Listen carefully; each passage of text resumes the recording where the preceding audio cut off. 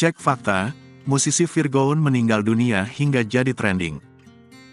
Heboh kabar musisi Virgoon meninggal dunia, Sabtu, tanggal 24 Desember tahun 2022. Isu Virgoon meninggal dunia bermula dari unggahan salah satu akun manifest di Twitter.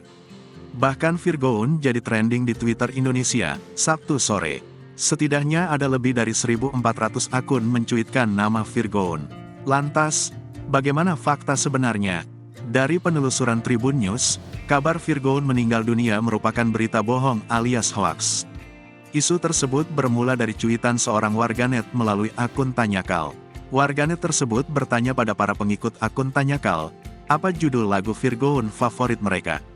Ia juga menyematkan potret hitam putih sang musisi dengan tulisan, "Selamat tinggal Virgoon." Sontak unggahan tersebut menimbulkan salah paham. Pasalnya, editan foto hitam putih kerap digunakan untuk kabar duka. Ditambah dengan tulisan "Selamat tinggal" yang seolah kalimat untuk berpamitan. Padahal maksud tulisan "Selamat tinggal" tersebut merupakan jawaban atas pertanyaan sebelumnya, yakni judul lagu Virgoon. Setelah unggahan tersebut jadi sorotan, akun Tanyakal mengunggah klarifikasinya. Akun Tanyakal meminta maaf atas kesalahpahaman yang dibuatnya. Sementara itu, dari penelusuran Tribun News, saat ini Virgoon tengah berada di Medan. Virgoon baru saja manggung bersama grup band Last Child. Sebelum manggung, Virgoon bersama sang istri bahkan sempat berkunjung ke rumah dinas Wali Kota Medan, Bobi Nasution.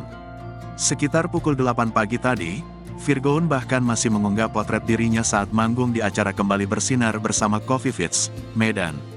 Kemudian pada unggahan Instagram Story, Virgoon juga mengunggah kumpulan potret dirinya selama manggung di tahun 2022.